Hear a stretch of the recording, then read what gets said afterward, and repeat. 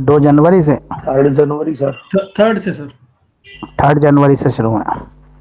Okay, पहला exam किसका है आपका?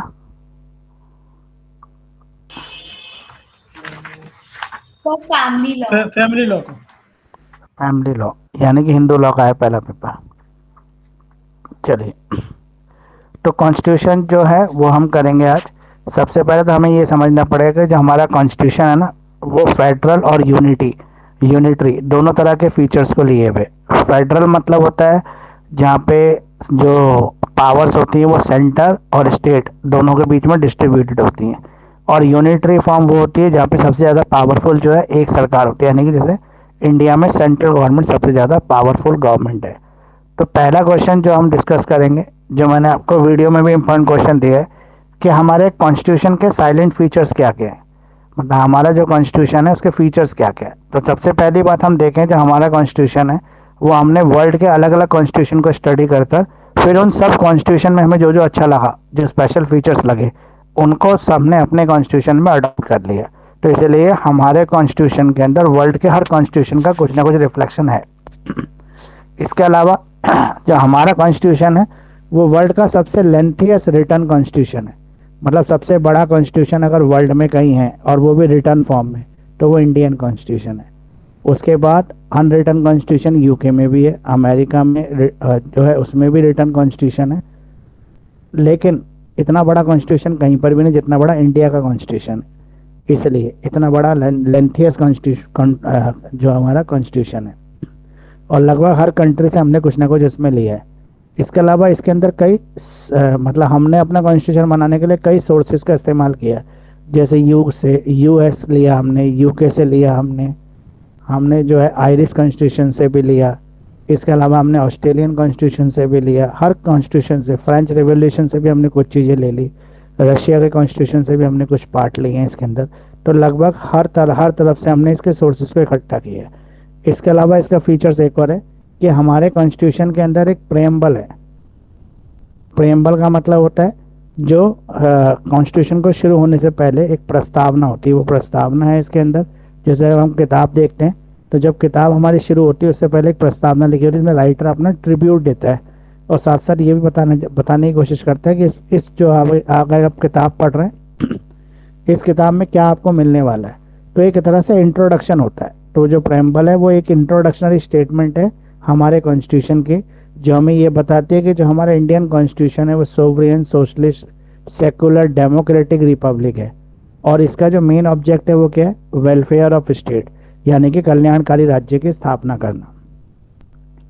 उसके अलावा अगला जो साइलेंट फीचर्स है वो है यहाँ पे डेमोक्रेटिक फॉर्म ऑफ गवर्नमेंट है। हमारे यहाँ पे लोकतंत्र है, मतलब जनता का शासन है और सभी व्यक्ति को इक्वल पॉलिटिकल राइट्स मिले हुए हैं। हर किसी व्यक्ति को फ्री फेयर इलेक्शंस के अंदर जो है वोट देने का अधिकार है और सबकी वोट की वैल्यू एक है, मतलब इक्वल है। इसके अलावा इंडिया जो है वो रिपब्लिक है। रिपब्लिक मतलब हम किसी राजा के अधिकार क्षेत्र के अंदर नहीं है। We are not ruled under the monarch, ठीक है। हम क्या है, एक फ्री स्टेट है जो प्रेसिडेंट के अंदर जो है काम करते हैं। हमारा जो प्रेसिडेंट है, प्रेसिडेंट ऑफ इंडिया, हमारे सबसे पहला फर्स्ट पर्सन है इंडिया का, प्रथम नागरिक जो है भारत का, वो प्रेसिडेंट ऑफ इंडिया है। और उसी के अंदर हम सब लोग जो है रहते हैं, मतलब इंडिया वही चलाता है। लेकिन ये बात अलग है कि प्रेसिडेंट के पास पावर ना हो, कि कॉन्स्टिट्यूशन ने सारी पावर प्राइम मिनिस्टर को दे रखी है, लेकिन नाम प्रेसिडेंट का ही है हर चीज़ में। इसलिए प्रेसिडेंट ही हमारा जो है वो सारी पावर उसी के पास है। और हर बार जो है प्रेसिडेंट का अपॉइंटमेंट किया जाता है 5 साल के लिए। प्रेसिडेंट भी परमानेंट नहीं होता, टेम्पररी रहता है। मतलब ये भी इलेक्टेड हेड होता है, नॉमिनेटेड हेड नहीं होता। इसके अलावा हमारे यहाँ पे यूनियन ऑफ स्टेट है।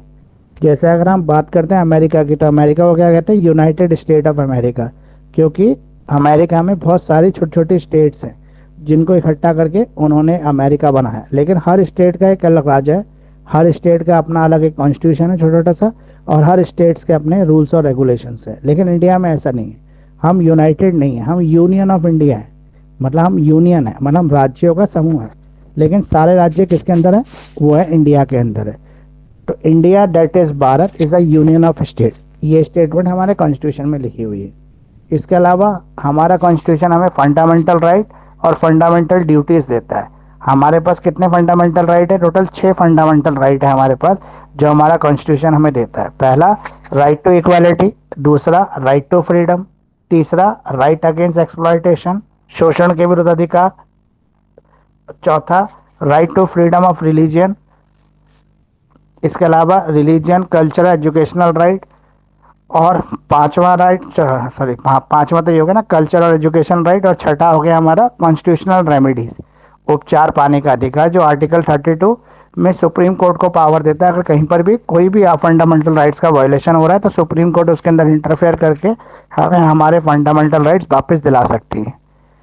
जो फंडामेंटल राइट है ये जस्टिफेबल राइट है, मतलब ये जो है हमारे राइट ऐसे, अगर कोई भी हमारे इन राइट को छीनता है तो हमारे पास ये पावर है कि हम सुप्रीम कोर्ट जा सकते हैं, सुप्रीम कोर्ट हमें हमारे अधिकार वापस दिलाएगा। इसके अलावा हमारे कॉन्स्टिट्यूशन के अंदर एक और फीचर है, वो है directive principle of state policy, जिसे शॉर्ट फॉर्म में डीपीएसपी कहते हैं। तो डीपीएसपी इसलिए बनाया गया था कि जब हमारा कॉन्स्टिट्यूशन बन रहा था तो हमारे जो कॉन्स्टिट्यूशन बनाने वाले थे उनके मन में एक सवाल था कि हम पहली बार आज़ाद हो रहे हैं और पहली बार अपना देश चलाने जा रहे हैं, तो हो सकता है हमारा कोई चीफ मिनिस्टर या कोई प्राइम मिनिस्टर ऐसा आ जाए जिसको कंट्री चलाना ना आता हो, तो उसको डायरेक्शन देने के लिए कुछ होना चाहिए। तो उन्होंने फिर डीपीएसपी को बनाया, और डीपीएसपी में गवर्नमेंट को कल्याणकारी राज्य की कैसे स्थापना हो सकती है, वेलफेयर स्टेट की कैसे स्थापना हो सकती है, उसके बारे में गाइडलाइंस दी हुई हैं। फिर आ गया पार्लियामेंट्री सिस्टम। हमारे यहाँ पे किसी राजा का शासन नहीं है, हमारे यहाँ पे पार्लियामेंट्री फॉर्म ऑफ गवर्नमेंट है, यानी कि हर 5 साल में हम अपनी सेंटर गवर्नमेंट अपनी स्टेट गवर्नमेंट को चेंज कर देते हैं। इवन हमारी जो थर्ड गवर्नमेंट है, जिसे एमसीडी कहते हैं, नगर निगम के अंदर जो सरकार है, पंचायतें हैं, उनका भी अपॉइंटमेंट 5 साल के लिए ही होता है। इसके अलावा हमारे यहाँ पे फेडरल स्ट्रक्चर है गवर्नमेंट का, मतलब यहाँ पे डुअल फॉर्म ऑफ गवर्नमेंट होती है, एक जो स्टेट में चलती है और दूसरी जो सेंटर में चलती है। सेंटर और स्टेट दोनों सरकारें जो है एक दूसरे से अलग हैं, और इन दोनों को ही कॉन्स्टिट्यूशन ने अलग सब्जेक्ट से पावर दे रखी है। जैसे राज्यों की पावर की बात करें तो वो स्टेट लिस्ट में है, केंद्र की पावर की बात करें तो वो यूनियन लिस्ट में है। इसके अलावा एक थर्ड लिस्ट और दे रखी है जिसे कॉन्करेंट लिस्ट कहते हैं, जिसपे स्टेट और सेंटर दोनों लॉ बना सकते हैं। इसके अलावा हमारे यहाँ पे यूनिवर्सल एडेड फ्रेंचाइज है, 18 साल से हर बड़े व्यक्ति को वोट देने का अधिकार है और सबकी वोट की वैल्यू इक्वल है। हमारे यहाँ पे सिंगल इंटीग्रेटेड स्टेट है, यानी कि सिंगल सिटीजनशिप का फॉर्मूला अप्लाई होता है। जैसे अमेरिका है, अमेरिका में अलग अलग स्टेट की नागरिकता लेना जरूरी है और अमेरिका की नागरिकता लेना भी जरूरी है, लेकिन हमारे यहाँ पे केवल एक सिटीजनशिप है, वो है इंडियन सिटीजनशिप। ऐसा नहीं है कि हमें दिल्ली की अलग सिटीजनशिप लेनी पड़ेगी, बिहार की अलग लेनी पड़ेगी, बंगाल की अलग लेनी पड़ेगी, उत्तर प्रदेश की अलग, ऐसा नहीं। हमारे यहाँ पे एक ही सिटीजनशिप है, वो है सिंगल इंटीग्रेटेड, वो है इंडियन सिटीजनशिप। इसके अलावा हमारे पास जुडिशियल सिस्टम भी सिंगल इंटीग्रेटेड है, वहाँ पर भी पूरे देश के अंदर केवल एक सबसे बड़ी कोर्ट है, वो है सुप्रीम कोर्ट ऑफ इंडिया जो दिल्ली में है। इसके अलावा हर स्टेट की अपनी एक हाई कोर्ट होती है और हर एक स्टेट के अंदर जो है डिस्ट्रिक्ट कोर्ट्स होती हैं। ये सारी जो है एक दूसरे के अंदर काम कर, सुप्रीम कोर्ट सारी हाई कोर्ट्स जितनी भी ऑल ओवर इंडिया की उनको सुपरवाइज करने का काम करता है, और सारी हाई कोर्ट अपनी स्टेट की डिस्ट्रिक्ट कोर्ट्स का सुपरविजन का काम करती है। इसके अलावा हमारी जुडिशरी जो है वो इंडिपेंडेंट है, मतलब वो किसी के प्रति जवाबदेही नहीं। अगर प्रधानमंत्री भी गलती करेगा तो जुडिशरी प्रधानमंत्री को भी कोर्ट में पेश होने की इजाज़त दे सकती है। केवल गवर्नर और राष्ट्रपति जो होते हैं उनको कोर्ट नहीं ऑर्डर दे सकती, उसको ऑर्डर देने के लिए पहले उनके ऊपर महाभियोग लगाएंगे, इम्पीचमेंट लगाएंगे, फिर उनको उनके पद से हटाकर फिर कोर्ट उनको बुला सकती है। इसके अलावा हमारे कॉन्स्टिट्यूशन का हम अमेंडमेंट भी कर सकते हैं। यहाँ पे अमेंडमेंट का भी प्रोविज़न है, जो आर्टिकल 368 के अंदर बोला हुआ है कि अगर कहीं पर भी सरकार को ऐसे लगता है कि कुछ कानूनों में बदलाव की ज़रूरत है, किसी लॉ को या आर्टिकल को चेंज करना ज़रूरी है, समय के हिसाब से चीज़ें बदल रही हैं, तो वहाँ पर वो अमेंडमेंट कर सकते हैं।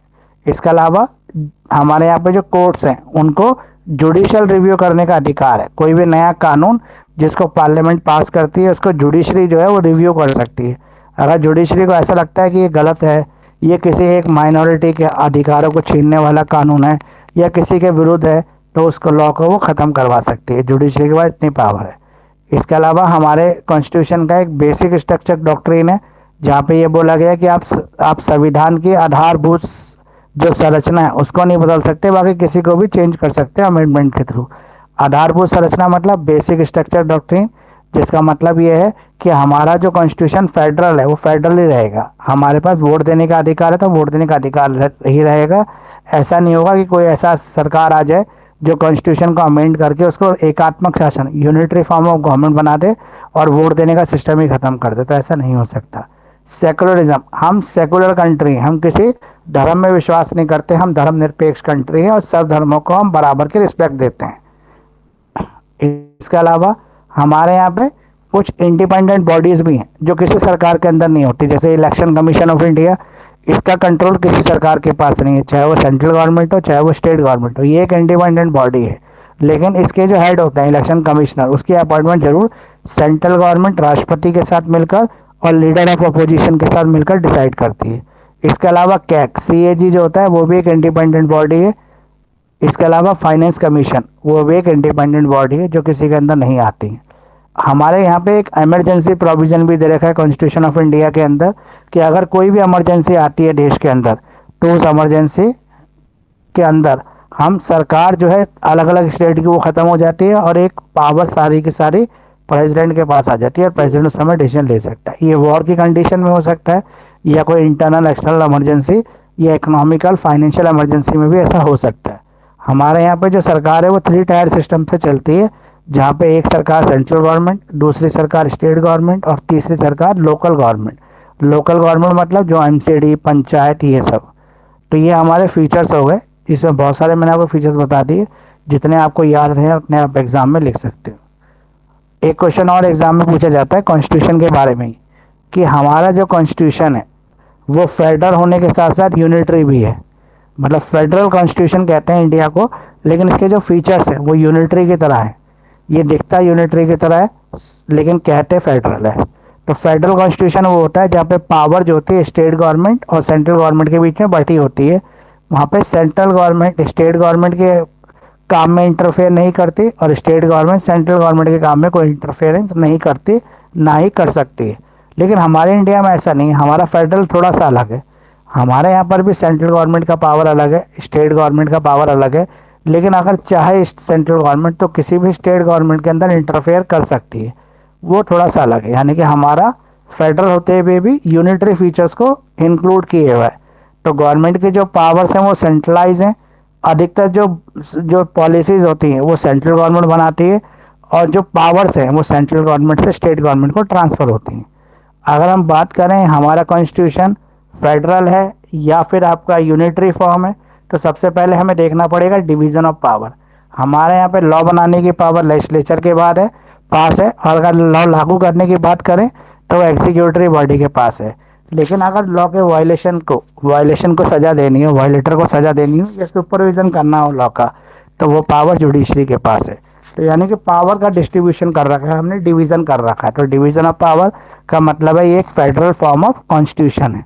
लेकिन अगर हम देखें तो यहाँ पे सुप्रीमेसी ऑफ कॉन्स्टिट्यूशन है, मतलब यहाँ पे यूनिटरी फीचर आ गया कि सभी चीज़ों को कंट्रोल करने के लिए कौन है, कॉन्स्टिट्यूशन है। कॉन्स्टिट्यूशन एग्जीक्यूटिव को भी कंट्रोल कर रहा है, लेजिस्लेचर को भी कंट्रोल कर रहा है और जुडिशरी को भी कंट्रोल कर रहा है। हर किसी को पावर कहाँ से मिल रही है, कॉन्स्टिट्यूशन से मिल रही है। तो ये यूनिटरी फीचर हो गया। इसके अलावा हमारा कॉन्स्टिट्यूशन रिजिड है और रिटर्न कॉन्स्टिट्यूशन है। रिजिड मतलब इसको बदलना इतना आसान नहीं है, बहुत मुश्किल तरीके से इसको बदला जा सकता है, और साथ साथ ये एक रिटर्न कॉन्स्टिट्यूशन है। तो रिटर्न कॉन्स्टिट्यूशन को चेंज करना ओरल कॉन्स्टिट्यूशन से ज़्यादा डिफिकल्ट होता है। तो इसलिए ये भी आपका जो है यूनिटरी फॉर्म ऑफ फीचर से दिखाता है। इंडिपेंडेंस ऑफ जुडिशरी, हमारे यहाँ पे जुडिशरी जो है इंडिपेंडेंट है, वो किसी सरकार के कंट्रोल में नहीं है। अगर हम डिस्ट्रिक्ट कोर्ट की बात करें तो उसका सुपरविजन जरूर स्टेट गवर्नमेंट करती है, लेकिन वो स्टेट गवर्नमेंट के अंडर नहीं आती, वो फ्री इंडिपेंडेंट बॉडी है। उसी तरह से अगर हम सुप्रीम कोर्ट और हाई कोर्ट की बात करें तो इनका सुपरविजन सेंट्रल गवर्नमेंट करती है, लेकिन फिर भी ये सेंट्रल गवर्नमेंट के अंडर नहीं आती, ये फ्री है। आर्ग्यूमेंट की बात करें कि यहाँ पे फेडरेशन ऑफ कॉन्स्टिट्यूशन है, मतलब कॉन्स्टिट्यूशन का जो फेडरल फॉर्म है। तो पावर ऑफ गवर्नर, जैसे हर स्टेट गवर्नमेंट में हर स्टेट में अलग अलग सरकार है, लेकिन हर सरकार के ऊपर गवर्नर बैठा रखा है, और गवर्नर कौन देख रहा है, प्रेसिडेंट ऑफ इंडिया। यानी कि सेंट्रल गवर्नमेंट ने अपना बंदा हर स्टेट के अंदर अपॉइंट कर रखा है जिसको गवर्नर का नाम देती है, और उस गवर्नर का काम क्या है, सेंट्रल गवर्नमेंट की पॉलिसीज़ को स्टेट में लागू करना। पार्लियामेंट्री पावर क्या है लेजिस्लेटिव की, कि लेजिस्लेचर जो है वो राज्यों के लिए भी कानून बना सकता है, लेकिन अगर 2/3 मेजॉरिटी उसे मिल जाए तब। फिर इमरजेंसी प्रोविज़न में भी हमने देखा कि इमरजेंसी प्रोविज़न में अगर स्टेट के अंदर कोई इंटरनल इमरजेंसी आती है तो स्टेट गवर्नमेंट को बर्खास्त करने की पावर सेंट्रल गवर्नमेंट के पास है। सेंट्रल गवर्नमेंट स्टेट गवर्नमेंट को बर्खास्त करके वहाँ पर कॉन्स्टिट्यूशन वहाँ पर जो है वो शासन लगा देती है, इमरजेंसी लगा देती है। अब जो हमारे कॉन्स्टिट्यूशन के अंदर जो प्रेम्बल है, ये नेक्स्ट क्वेश्चन, जो प्रेम्बल है इंडियन कॉन्स्टिट्यूशन के अंदर, उस प्रेम्बल से हमें क्या पता लगता है, ये प्रेम्बल हमें क्या मैसेज देना चाहता है, या फिर इसके ऑब्जेक्टिव क्या हैं प्रेम्बल के। तो प्रेम्बल के ऊपर क्वेश्चन आपको एग्जाम में आ जाता है, बहुत इंपॉर्टेंट टॉपिक है प्रेम्बल का भी। सबसे पहले आपको पता होना चाहिए कि प्रेम्बल क्या है। तो प्रेम्बल एक इंट्रोडक्शनरी स्टेटमेंट है जो किसी भी डॉक्यूमेंट के इंट्रोडक्शन को देती है, उसको पढ़ने से पहले। तो उसी तरह से प्रेम्बल भी कॉन्स्टिट्यूशन में सबसे पहले है और बाद में इंडियन कॉन्स्टिट्यूशन है। प्रेम्बल जो है एक आइडिया है जो हमें बताता है कि आप इस कॉन्स्टिट्यूशन में क्या देखने जा रहे हैं। अगर हम सोर्स की बात करें तो यहाँ पे nature of Indian state, statement of objective और डेट ऑफ अडॉप्शन, ये 3-4 चीज़ें इंक्लूड की गई हैं। अगर हम अपने कॉन्स्टिट्यूशन की बात देखें कि कॉन्स्टिट्यूशन के अंदर क्या क्या है, तो कॉन्स्टिट्यूशन के अंदर कुछ कीवर्ड्स हैं जो हमें याद रखने चाहिए। जैसे पहला कीवर्ड है we are the people of India, हम भारत के लोग। इसने बोला है कि हम जो भारत के लोग हैं वो इस कॉन्स्टिट्यूशन को बनाते हैं। तो we the people of India indicate the ultimate sovereignty of the people of India. Sovereignty का यहाँ पे मीनिंग क्या है, इंडिपेंडेंट अथॉरिटी है। तो हम भारत के लोग एक इंडिपेंडेंट अथॉरिटी, हमारे पर किसी का शासन नहीं है। सोवरियन है हम, सोवरियन मतलब इंडिपेंडेंट है। हम सोशलिस्ट हैं, सोशलिस्ट मतलब हम मिक्स इकोनॉमी को अपनाने वाले सामाजिक लोग हैं। हम सेक्युलर हैं, हम किसी भी रिलीजन को नहीं मानते, हम सब धर्म को मानते हैं। इसके अलावा हम डेमोक्रेटिक है, हम डेमोक्रेटिक फॉर्म ऑफ गवर्नमेंट में बिलीव करते हैं जहाँ पे जनता अपना नेता खुद चुनती है। इसके अलावा हम रिपब्लिक है, रिपब्लिक मतलब प्रेसिडेंट का रूल चलता है हमारे यहाँ पे। और अगर हम ऑब्जेक्टिव की बात करें तो इंडियन कॉन्स्टिट्यूशन में प्रेम्बल के क्या ऑब्जेक्टिव हैं, तो प्रेम्बल का ऑब्जेक्टिव क्या है, इंटीग्रिटी और सोशलिटी, इसको बनाए रखना, सामाजिकता एकता को बनाए रखना, ये इसका मेन काम है। इसके अलावा promote harmony through out the nation, पूरे भारत में हार्मनी, हार्मनी मतलब मिलनसार भाईचारा फैलाना। अगर हम फैक्टर की बात करें तो हमारे प्रेम्बल के अंदर कुछ इंपॉर्टेंट वर्ड यूज हुए, जैसे जस्टिस, जस्टिस मतलब न्याय, सबको बराबर से न्याय मिलना चाहिए। जो न्याय है उसमें 2 तरह के न्याय की बात की गई है यहाँ पे, सोशल जस्टिस और इकोनॉमिक जस्टिस, और तीसरा पॉलिटिकल जस्टिस। तो 3 जस्टिस हैं। सोशल मतलब जिसमें सारा समाज इकट्ठा हो जाता है बिना किसी डिस्क्रिमिनेशन के। इकोनॉमिक जस्टिस जहाँ पे वेल्थ, इनकम, ये सबके सोर्सेज जो है वो डिस्ट्रीब्यूट हो जाते हैं इक्वली। और पॉलिटिकल जस्टिस जहाँ पे राजनीतिक अधिकार सबको बराबर मिलते हैं, जैसे इलेक्शन में फाइट करना, ये सब। इसके अलावा हम इक्वालिटी की बात करेंगे। इक्वालिटी हमारे कॉन्स्टिट्यूशन का फीचर्स है कि हम सब इक्वल हैं, उसमें कोई डिस्क्रिमिनेशन नहीं होगा। लिबर्टी, हम लिबरल हैं, हम फ्री है, हमारे पास कंप्लीट फ्रीडम है। फिर फर्टेनिटी, हम फर्टेनिटी के साथ काम कर रहे हैं। Feeling of the brotherhood and emotional attachment with the country and the people. अब इम्पोर्टेंस क्या है इस ऑब्जेक्टिव्स की, तो इसकी इम्पोर्टेंस क्या है, ये हमें लाइफ प्रोवाइड करता है। ठीक है, प्रेम्बल भी हो गया हमारा। प्रेम्बल में ना कुछ 2-3 केस इंपॉर्टेंट है, जैसे केशवानंद भारती केस, बैरूबेरी केस, इन केसेस को भी आप पढ़ लेना। अगर ज़्यादा आंसर को डिटेल में ले जाना हो तो ये केसेस आपके काम आ सकते हैं।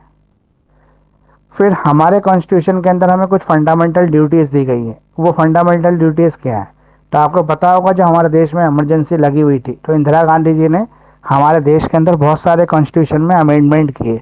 उन्हीं में से एक अमेंडमेंट था जो 42nd अमेंडमेंट किया गया था।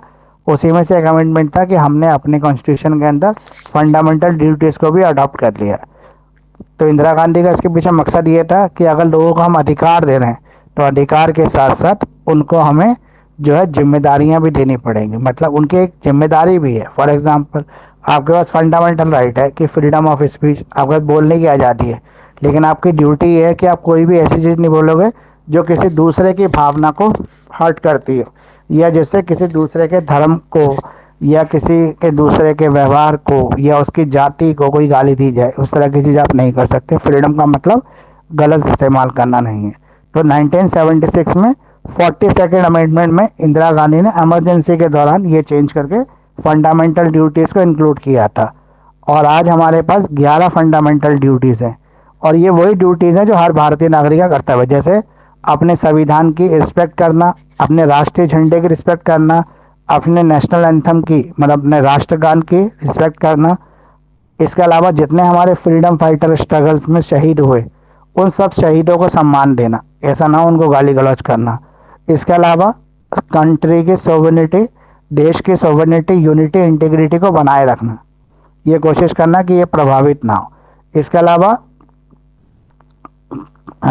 नेशनल सर्विस, अगर कभी भी देश आपको अपनी सेवा के लिए बुलाता है, फॉर एग्जांपल मान लो इंडिया और चाइना की लड़ाई हो गई और फोर्स कम पड़ रही है और देश में एक ऑर्डर आ गया कि जो भी 20 साल से 30 साल के बीच के लोग हैं वो सारे आर्मी में आ जाओ, तो आपको जाना पड़ेगा क्योंकि देश आपको अपनी सेवा के लिए बुला रहा है। इसके अलावा हमें भाईचारे के साथ जो है एक दूसरे के साथ रहना पड़ेगा। अलग अलग धर्म के लोग हैं यहाँ पे, अलग अलग भाषाओं के लोग हैं, अलग अलग रिलीजन के लोग हैं, अलग अलग क्षेत्र के लोग हैं, तो सबके साथ मिलकर हमें रहना होगा। इसके अलावा हमारा जो इतना रिच हेरिटेज है इंडिया का, जैसे हमारे रामायण है, भगवत गीता है, कुरान है, इन सब का हमें रिस्पेक्ट करना पड़ेगा क्योंकि ये हमारा रिच हेरिटेज है। इसके अलावा हमें साइंटिफिक टेम्पर, ह्यूमनिज्म और स्पिरिट ऑफ इंटीग्रिटी, इस सब को फॉलो करना होगा। हमें सेफगार्ड करना होगा पब्लिक प्रॉपर्टी को, जो सार्वजनिक संपत्ति है उनको हम नुकसान नहीं पहुंचाएंगे, ये हमें ध्यान रखना पड़ेगा क्योंकि बहुत सारे लोग सार्वजनिक संपत्तियों को भी नुकसान पहुंचा देते हैं। उसके अलावा 10वां है हमारा, हम excellence in all spheres of individual and collective activity so that nation consider rises the higher level of individual of achievement. हमेशा हमें अपना सर्वश्रेष्ठ उपयोग देना पड़ेगा ताकि हमारा देश जो है हमेशा आगे रहे। और लास्ट जो 11th है आपका वो है, हमें अपॉर्चुनिटीज़ देनी पड़ेगी बच्चों को अच्छी एजुकेशन के लिए। जब तक वो 14 साल के ना हो जाए तब तक उनको स्कूल जाने से कोई नहीं रोक सकता। ये फंडामेंटल ड्यूटीज है, मतलब माँ बाप को बच्चों को स्कूल भेजना ही पड़ेगा जब तक वो 14 साल के नहीं हो जाते तब तक। अच्छा, फंडामेंटल राइट्स क्यों लाए थे? तो फंडामेंटल इसलिए लाए थे कि हमारे कॉन्स्टिट्यूशन के अंदर बहुत सारे ना राइट्स दे रखे थे, 6 राइट्स दे रखे थे, लेकिन उस राइट्स के पीछे कभी ये नहीं बोला गया था कि ये राइट जब भी मिलेंगे आपको जब अपनी ड्यूटीज़ यानी कि आपके कर्तव्य भी हैं अधिकारों के साथ साथ, तो कर्तव्यों के लिए फंडामेंटल ड्यूटीज़ को आगे जाके इंट्रोड्यूस किया गया। अगर हम फंडामेंटल राइट्स की बात करें, जैसे मैंने पहले भी आपको बता दिया था कि हमारे पास 6 फंडामेंटल राइट हैं और 6 के 6 फंडामेंटल राइट्स के अपने कैरेक्टरिस्टिक्स हैं, अपने फ़ायदे हैं, अपने नुकसान हैं। तो ये ओवरऑल आपको इसको भी लिखने को आ सकता है कि हर जो फंडामेंटल राइट है उसका क्या फ़ायदा है, क्या नुकसान है, और क्या ये फंडामेंटल राइट होना चाहिए कि नहीं होना चाहिए। तो ये फंडामेंटल राइट जो पढ़ोगे तो ये बहुत ईजी, ज़्यादा मुश्किल तो है नहीं। अब है आपका जो फंडामेंटल राइट है वो किस परिस्थिति के अंदर ग्रांट किए गए थे कॉन्स्टिट्यूशन के अंदर। तो आर्टिकल 358 जो इंडियन कॉन्स्टिट्यूशन है वो proclamation of the emergency is made under the president के अंदर अगर कोई इमरजेंसी लगानी हो तो आर्टिकल 352 में नेशनल इमरजेंसी लगाई जा सकती है। जैसे एक्सटर्नल अटैक हो जाए, मतलब बाहर से कोई देश हमारे पर हमला कर दे या देश के अंदर ही कुछ लोग लाठी डंडे हथियार लेके जो है सड़कों पर उतर आए, तो हम आर्टिकल 352 का इस्तेमाल करके इमरजेंसी लगा सकते हैं। और इस इमरजेंसी का पीरियड के लिए कोई डिटेल है वो बोली नहीं गई, जब तक पूरी तरह से शांति ना हो जाए तब तक वो जो धरना वो जो लगा हुआ है बंद कर्फ्यू वो लगा रहेगा। क्या किसी परिस्थिति के अंदर फंडामेंटल राइट को सस्पेंड किया जा सकता है? तो डेफिनेटली फंडामेंटल राइट को सस्पेंड किया जा सकता है। कब किया जाता है? जब इमरजेंसी की पोजीशन हो, जब देश की आज़ादी खतरे में हो, तब हम किसी भी नागरिक के जो फंडामेंटल राइट्स हैं उनको थोड़ी देर के लिए सस्पेंड कर देते हैं, बोलते हैं भाई बाद में यूज़ कर लेना, अभी मत करो। इसके अलावा जो हमारा राइट टू इक्वालिटी है उसके अंदर अलग अलग एस्पेक्ट्स आते हैं। राइट टू इक्वालिटी एक फंडामेंटल राइट है, लेकिन इसके अंदर और भी एस्पेक्ट इंक्लूडेड है जो आर्टिकल 14 को कवर करते हैं। तो यहाँ पे हमें ये समझना पड़ेगा, जो हमारा राइट टू इक्वालिटी वो कहता है कि हर एक सिटीजन, जो भी सिटीजन है वो इक्वल है, उनकी लिबर्टीज इक्वल है, उनके राइट्स इक्वल हैं, वो इक्वल सिटीजन ट्रीट किए जाते हैं पूरे भारत में। मतलब ऐसा नहीं होगा कि तमिलनाडु में अलग हो गया, दिल्ली में अलग हो गया या बॉम्बे में अलग, ऐसा नहीं होगा, सब जगह इक्वल ही रहेगा उसके पास। और जो ये राइट टू इक्वालिटी है अंडर 14, ये कहता है आपको इक्वालिटी ऑफ स्टेटस, मतलब जितने भी देश में कानून बनाए जाएंगे वो सबके ऊपर इक्वली लागू होंगे, उसके अंदर कोई भेदभाव नहीं होगा। इसके अलावा हमारी कंट्री के अंदर रूल ऑफ लॉ बना रहेगा। रूल ऑफ लॉ मतलब कानून का शासन बना रहेगा। इसके अलावा जो गारंटी है वो सिटीजन्स के लिए और नॉन सिटीजन दोनों के लिए एप्लीकेबल है, और ये सभी पर्सन्स के ऊपर अप्लाई होती है जो नेचुरल एज वेल एज जुरिस्टिक्स है। तो हमें एक बार और समझना पड़ेगा, यहाँ पे दो चीज़ें हैं जो कानून के लिए बोली गई हैं, एक इक्वालिटी बिफोर लॉ, एक equal protection of the law. Equality before law का मतलब है कानून के सामने सभी व्यक्ति समान है, चाहे वो अमीर हो, चाहे वो गरीब हो, चाहे वो किसी अच्छी सरकारी नौकरी में हो, किसी अच्छी इन्फ्लुएंशियल पोजीशन पे हो, लेकिन लॉ सबको एक जैसा ट्रीट करता है। एक प्रधानमंत्री अगर कोई गुनाह करता है और एक साधारण मनुष्य जो किसी झुग्गी में रहता है, झोपड़ी में रहता है, गरीब घर का आदमी, वो कोई गुनाह करता है, तो दोनों अगर सेम गुनाह करते हैं तो दोनों को बराबर सजा मिलेगी। ऐसा नहीं होगा कि प्रधानमंत्री को कम सजा मिलेगी और एक गरीब आदमी को ज़्यादा सजा मिल जाएगी, तो सबको एक जैसी सजा मिलेगी। इसके अलावा लॉ ये भी इंश्योर करता है कि कोई डिस्क्रिमिनेशन नहीं होना चाहिए, सबको एक जैसा ट्रीटमेंट मिलना चाहिए। लॉ ये भी आपको इंश्योरिटी देता है कि सबके लिए इक्वल होना चाहिए और इक्वली एडमिनिस्ट्रेशन किया जाना चाहिए एग्जीक्यूटिव बॉडी के थ्रू, और जो सब्जेक्ट है इंडिविजुअल्स का उसके jurisdiction all over country same होनी चाहिए। अब यह है equal protection of the law. Equal protection कैसे रहेगी लॉ से, मतलब कानून जो है सबको बराबर से सहायता करेगा। For example equality before the law, कानून के सामने सब समान है, तो कानून सबकी सुरक्षा भी समान ही करेगा क्योंकि सब समान लोग हैं, उसमें कोई भेदभाव नहीं कर रहा है, तो सुरक्षा के टाइम पे भी कोई भेदभाव नहीं होगा। इसके अलावा अगर हम बात करें तो पहली बार जब हमने कॉन्स्टिट्यूशन का अमेंडमेंट किया था तो 14th अमेंडमेंट था ये। इसके बाद हमने कानून में ये लाइन डाल दी कि जो कानून है वो सबकी समान रक्षा करेगा, मतलब चाहे वो अमीर है, गरीब है, कि या स्त्री है, पुरुष है, किसी जाति समुदाय का है, कानून के सामने सब बराबर है, वो सबको समान सुरक्षा देगा। ऐसा नहीं होगा एक व्यक्ति को ज़्यादा और एक व्यक्ति को कम देगा, चाहे वो किसी भी टेरिटरी में रहता हो, बिना किसी डर के, बिना किसी डिस्क्रिमिनेशन के वो जस्टिस के लिए आ सकता है। तो ये आपको एग्जाम में इसका डिफ्रेंशिएशन भी आ सकता है, इक्वालिटी बिफोर लॉ और equal protection of the law, इसका आप डिफ्रेंशिएशन भी कर लेना। आर्टिकल अगर हम 14 की बात करें तो यहाँ पे जो कॉन्स्टिट्यूशन इंडिया कहता है कि हमारे भारत के अंदर फॉरबिट किया हुआ है, मतलब रोक लगा रखी है क्लास लेजिस्लेशन के ऊपर, कि आप वर्गों के थ्रू डिवीज़न नहीं कर सकते। वर्गों के थ्रू मतलब फॉर एग्जांपल जाति के आधार पर बंटवारा करना, लोगों का अमीर गरीब के आधार पर बंटवारा करना, इस तरह का बंटवारा करना अलाउड नहीं है। तो यहाँ पे क्लासिफिकेशन जो है वो प्रोहिबिटेड है। तो क्लास लेजिस्लेशन जिसे हम रीजनेबल क्लासिफिकेशन भी कहते हैं वो इंडिया के अंदर प्रोहिबिटेड है, और ये universal application for all person who are not by nature amendment circumstances in the same position.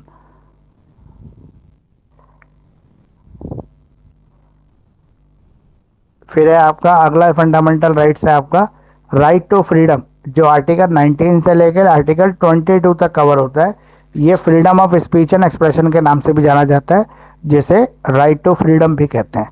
यहाँ पे बोला है कि किसी भी व्यक्ति को अगर उसकी प्रॉपर ग्रोथ होनी है तो उसको फ्री रखा जाए, केवल कुछ कंडीशन के अंदर ही आप उसके ऊपर रीजनेबल रिस्ट्रिक्शन लगा सकते हैं, मतलब उचित प्रतिबंध लगा सकते हैं। तो जैसे 6 फंडामेंटल राइट और 6 के 6 फंडामेंटल राइट कॉन्स्टिट्यूशन हमें दे रहा है। तो राइट टू फ्रीडम के अंदर कौन कौन से राइट्स आते हैं, सबसे पहले आर्टिकल 19। आर्टिकल 19 कहता है कि आपके पास कौन कौन सी फ्रीडम है।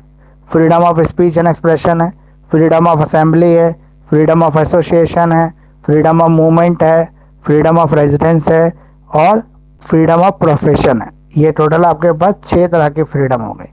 आर्टिकल 20 कहता है कि protection with respect to the convictions of an offence, अगर आपने कोई ऑफेंस किया है तो आपको ये प्रोटेक्शन देगा। आर्टिकल 21 कहता है right to life and personal liberty, कि हमें अपनी जीवन जीने का अधिकार है, राइट टू लाइफ है, और पर्सनल लिबर्टी है, व्यक्तिगत आज़ादी है।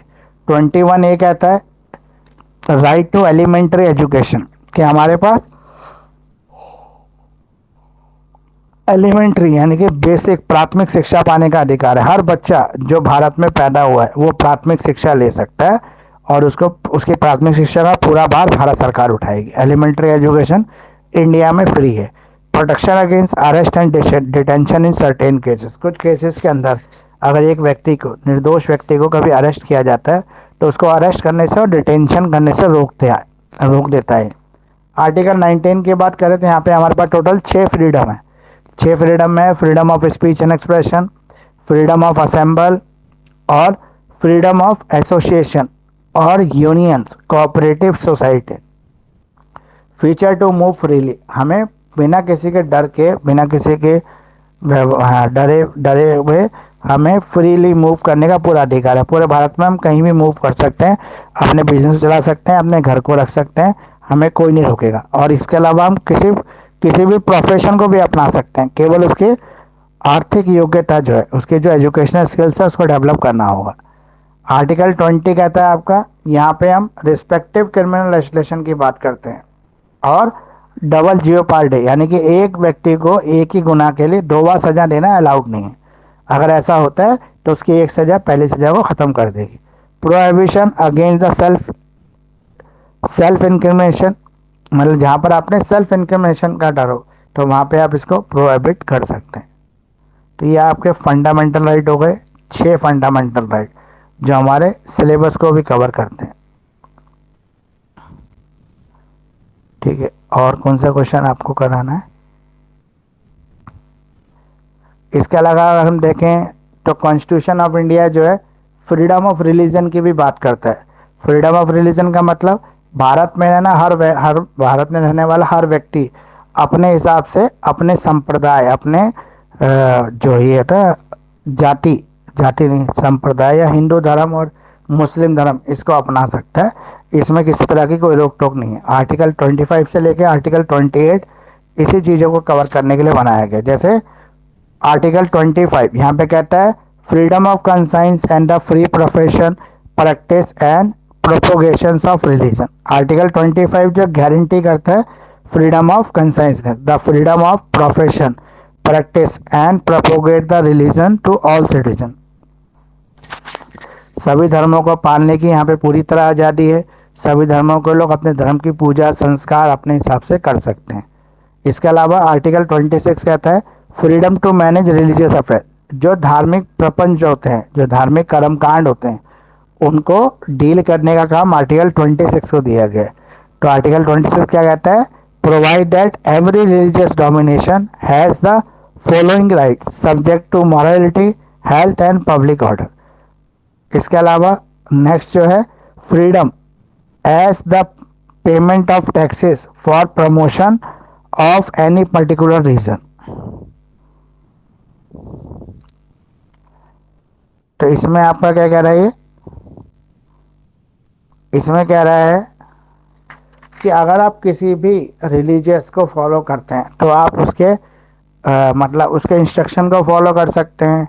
आप उसके इंस्टीट्यूशन में जा सकते हैं, यानी कि मंदिर में जा सकते हैं, मुस्लिम है तो मस्जिद में जा सकते हैं, क्रिश्चियन है तो चर्च में जा सकते हैं। यहाँ पे आपको किसी तरह का कोई डिस्क्रिमिनेशन नहीं मिलेगा और जो जितनी भी चीज़ें हैं उसको इक्वली हैंडल किया जाएगा। ठीक है, अब एक और फंडामेंटल राइट है आपका राइट टू लाइफ, जीवन जीने का अधिकार। सबसे इम्पोर्टेंट फंडामेंटल राइट है जो आर्टिकल 21 के अंदर कवर होता है, वो है जीवन जीने का अधिकार। तो हर व्यक्ति को जीवन जीने का अधिकार है। इसी तरह से हर व्यक्ति को ये भी अधिकार है कि उसके जीवन को कोई दूसरा व्यक्ति डायरेक्टली इनडायरेक्टली प्रभावित ना करे।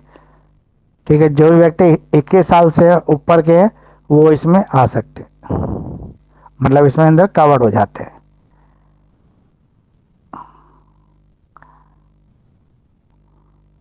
अब कौन सा रह गया है?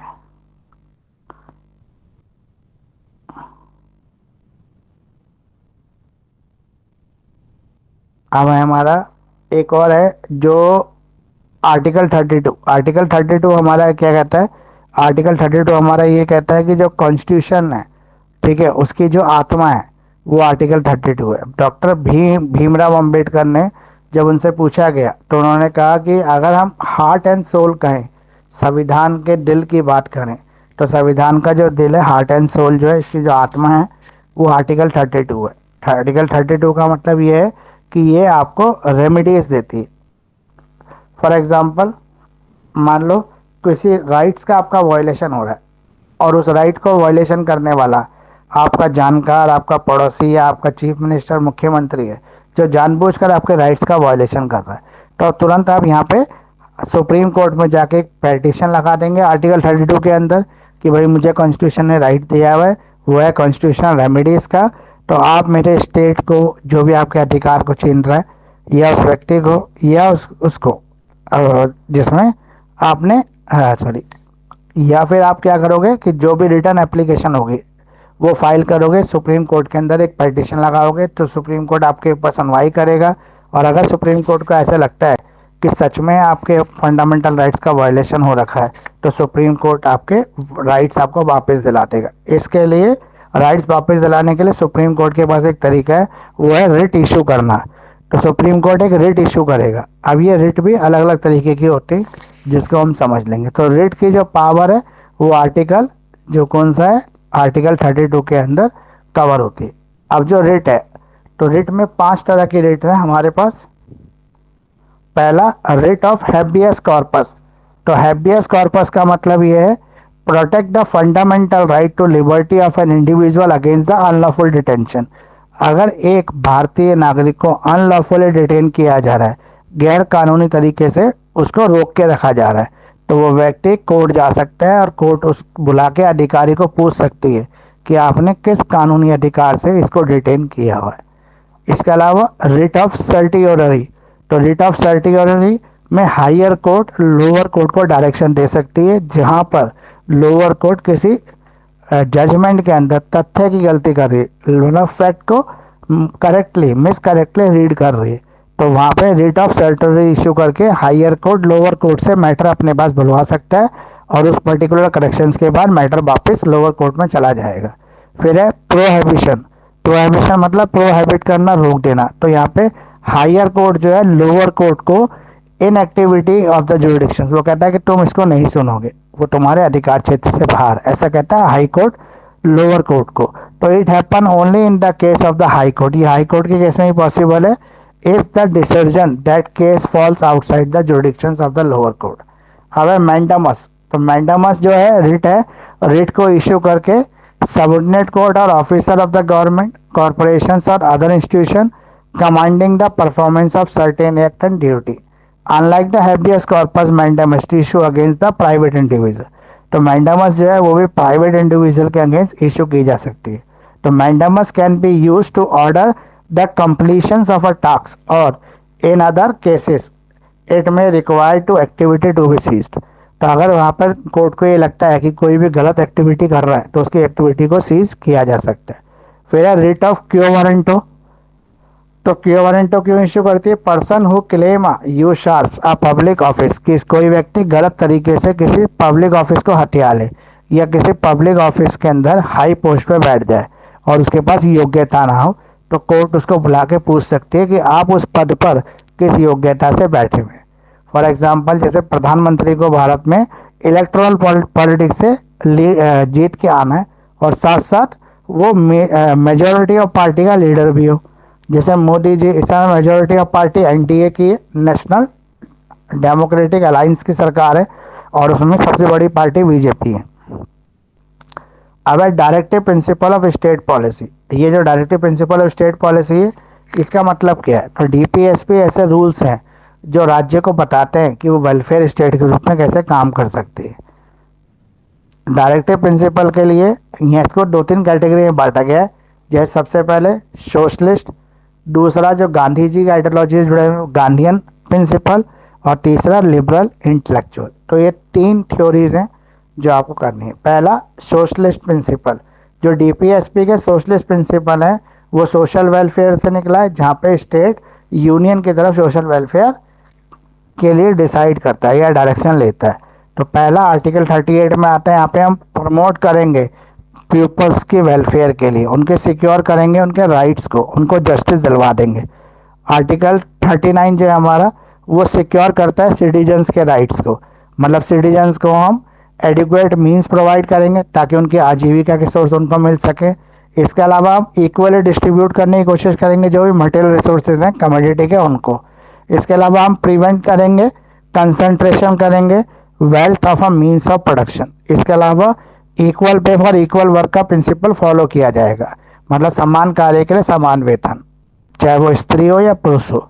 फिर preservation of the health and the strength of the worker, एक वर्कर की हेल्थ और उसकी स्ट्रेंथ को प्रिजर्व करने की कोशिश की जाएगी। Opportunities for healthy development of child.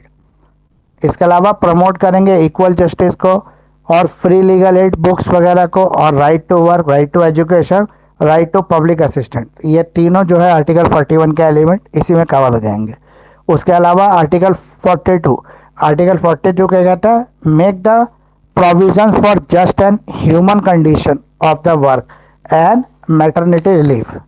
इसके अलावा article 43 secure a living veg, ये लिविंग वेज को सिक्योर करता है कि हर व्यक्ति को उतना सोर्स मिलना चाहिए ताकि वो अपनी आजीविका कमा सके, मतलब हर किसी के पास उतना काम धंधा या नौकरी होनी चाहिए कि वो अपने जो आजीविका है उसको कमा सके। तो ये हो गए हमारे प्रिंसिपल। दूसरे प्रिंसिपल जो गांधीयन प्रिंसिपल है, जो गांधी की आइडियोलॉजी पर है, जैसे गांधी जी बोलते थे उस तरह से। तो आर्टिकल 40 कहता है कि एक सरकार को पंचायतों को मजबूत करना चाहिए ताकि लोकल गवर्नमेंट जो है वो भी एक्टिवली पार्टिसिपेट कर सके, क्योंकि मेन जो सरकार है वो ग्राउंड से चलती है, यानी कि लोकल गवर्नमेंट से चलती है। आर्टिकल 43 कहता है हमें लघु और कुटीर उद्योग को बढ़ावा देना चाहिए ताकि बड़े बड़े उद्योगों के ऊपर अनएम्प्लॉयड का प्रेशर कम हो जाए। आर्टिकल 43 बी कहता है हमें प्रमोट करना चाहिए formation autonomous functions of the democratic control. Article 46 कहता है एजुकेशनल और इकोनॉमिक इंटरेस्ट को हमें प्रमोट करना चाहिए एससी के, एसटी के और weaker sections of the society के। आर्टिकल 47 कहता है हमें प्रोहिबिट करना चाहिए कंजम्पशन ऑफ इंटॉक्सिकेटेड ड्रिंक, शराब हो गया या कोई ड्रग्स हो गई, उनको लेने से बचना चाहिए। आर्टिकल 48 कहता है प्रोहिबिट करना चाहिए हमें स्लॉटर हाउस को, कसाई खानों को बंद करना चाहिए जो काव की या काल्फ के कसाई करते हैं, मतलब उसको मारते हैं, या जो दूध देने वाले जानवर है उनका जो कसाई खाना होता है उसको बंद हो जाना चाहिए।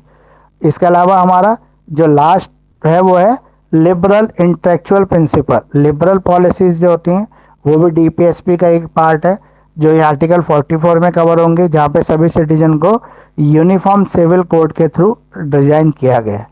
आर्टिकल 45 कहता है provide early childhood care education for all childrens until they complete the age of 6 year. जब तक बच्चा 6 साल का ना हो जाए तब तक माँ बाप उसकी पढ़ाई ना छोड़ाएं, उसको प्रॉपर स्कूल जाने का मौका मिलना चाहिए।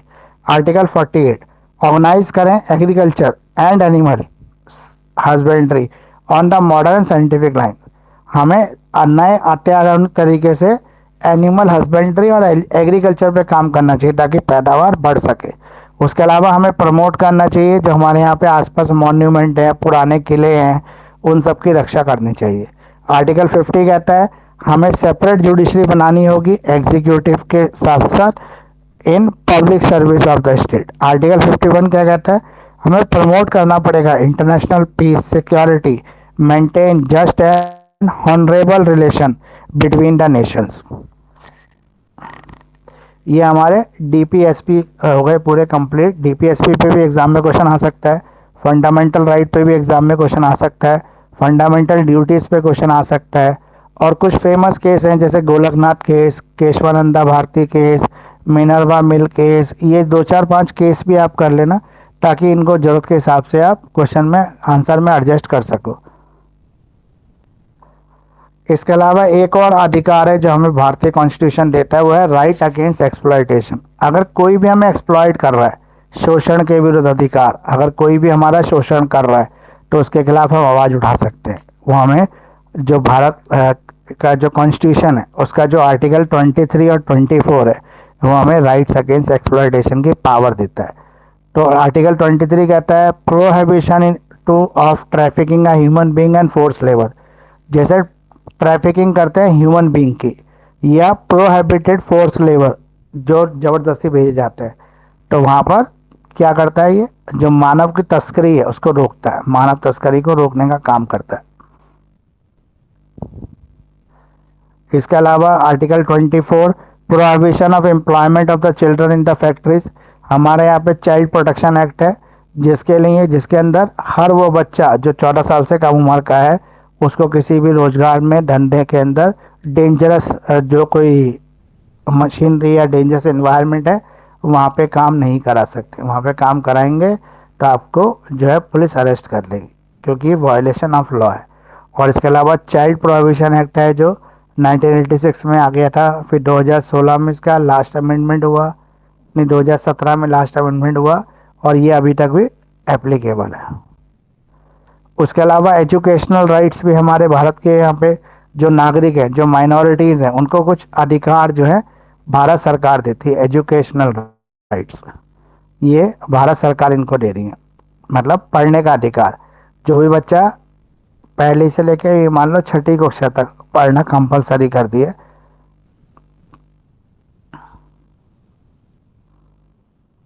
ठीक है, एक डबल जियो पार्टी का कॉन्सेप्ट होता है। डबल जियो पार्टी का मतलब है एक ही व्यक्ति को एक ही गुनाह के लिए दो बार सजा मिल जाना। फॉर एग्जाम्पल, ए ने बी का मर्डर किया और मर्डर करने के बाद वो ए के घर में आके बी के घर में आके घुस गया। अब जब पुलिस ने सर्च किया तो उसके घर में से बी निकल गया और पुलिस ने उसको अरेस्ट कर लिया। ठीक है, अब उसने तो चोरी की है इसलिए पुलिस ने उसको अरेस्ट किया है, लेकिन दूसरा व्यक्ति जिसके घर में वो छुपा था झूठ बोलकर, उसने कोई भी गलती नहीं की, लेकिन फिर भी पुलिस उसको अननेसेसरी एक्सप्लॉइट करती है, ह्यूमिलेट करती है, परेशान करती है। तो इसके लिए उसके पास एक राइट है। राइट क्या है? Right against exploitation. वो कोर्ट जाके पूछ सकता है कि मुझे किस कंडीशन के अंदर ये सब मेरे साथ हो रहा है, मतलब क्यों ऐसी चीज़ें मेरे साथ प्रैक्टिस की जा रही हैं, जबकि उसका कोई फॉल्ट नहीं है फिर भी। तो आपने ये देखा कि जो कॉन्स्टिट्यूशन 1 है उसमें बेसिकली जो है सारा जो है पहले का सेट है, मतलब किसी की पावर को डिटेल में डिस्कस नहीं किया है। जैसे राष्ट्रपति की क्या पावर है, प्रधानमंत्री की क्या पावर है, और इसके अलावा जो और भी जो है जैसे आपके स्टेट के चीफ मिनिस्टर, इनकी क्या पावर, ऐसा कुछ नहीं पूछा हुआ। क्यों नहीं पूछा हुआ? क्योंकि कॉन्स्टिट्यूशन अभी आगे पूछेगा, वो कॉन्स्टिट्यूशन 2 के अंदर कवर होगा। तो ये हमारा कंप्लीट हो गया कॉन्स्टिट्यूशन, जो इम्पोर्टेंट टॉपिक थे, जो मैंने क्वेश्चन भी आपको यूट्यूब पे शेयर किए और सारे डिस्कस कर दिए। कोई आपको पूछना हो, कोई रह गया हो तो आप पूछ लो एक बार।